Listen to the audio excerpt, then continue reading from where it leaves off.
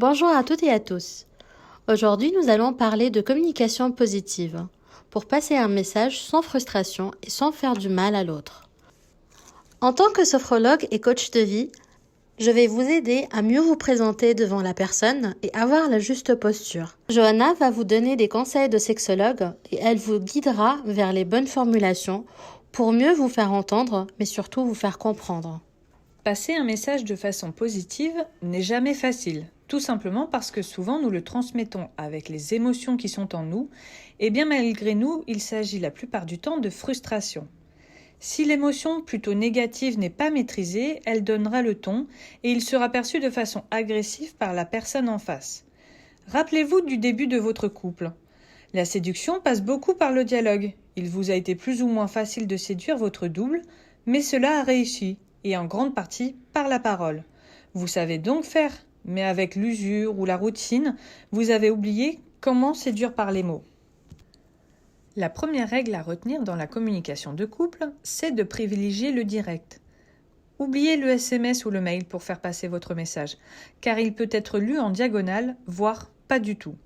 Et surtout, il sera interprété avec l'humeur de l'autre, ce qui n'est pas toujours propice à la bonne communication. Le mieux est donc le face-à-face.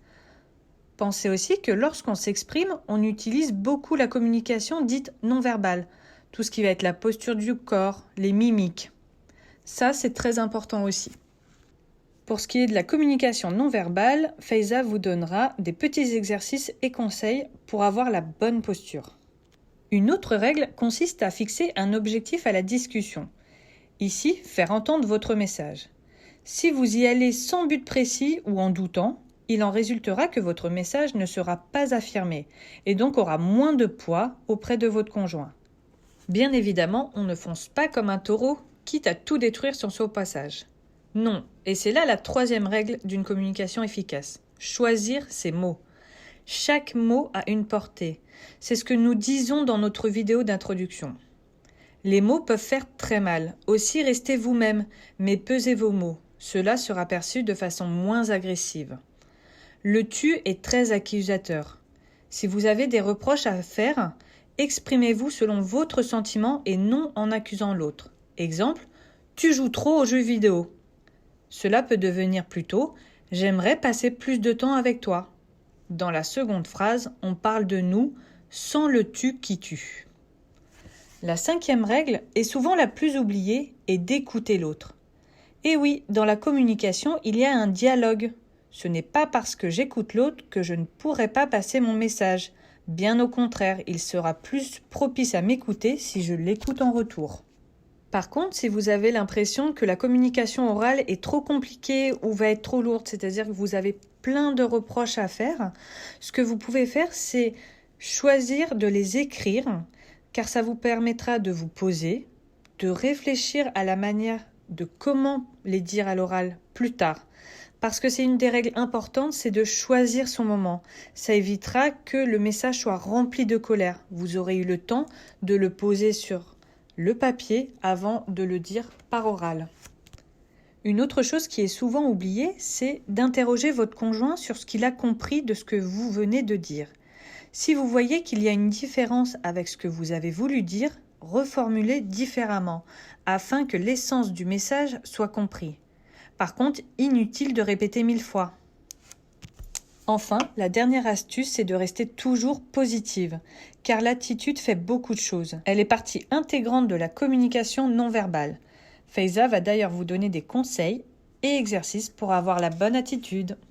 Avant de commencer à penser aux mots que vous allez prononcer, je vous invite à accentuer les 4 sens que sont la vue, l'odorat, le toucher, l'ouïe. Tout d'abord, il faut prendre le temps de vous regarder dans le miroir et vous observer. Vous prenez tout votre temps. Cela va vous permettre de prendre du recul sur vos actions.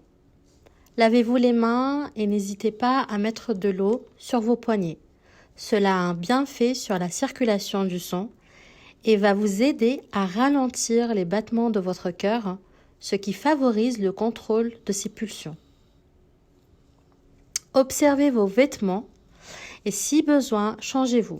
les couleurs et le type de vêtements que vous portez ont une influence indirecte sur la réaction de la personne qui est devant vous. Prochainement, je vous ferai un podcast sur l'influence des couleurs sur notre humeur. Mais avant tout, sur vous-même. Passons à l'odorat. N'hésitez pas à vous parfumer. Cela change l'atmosphère dans laquelle vous vous trouvez et ne sera que bénéfique comme première approche. Ensuite, touchez la personne. Cherchez un contact physique, à la fois tendre et bref. Et enfin, écoutez-vous. Écoutez ce que vous ressentez, non pas ce que vous voulez. Sur mon site, vous pouvez trouver plusieurs vidéos d'exercices de relaxation dynamique qui ne durent que quelques secondes avec un bienfait impressionnant et immédiat. Ces exercices vont détendre vos muscles, contrôler et stabiliser votre respiration. J'espère que ces conseils vous ont plu et vont vous aider. Rappelez-vous, si vous souhaitez davantage d'informations, n'hésitez pas à aller sur nos pages et à vous y abonner.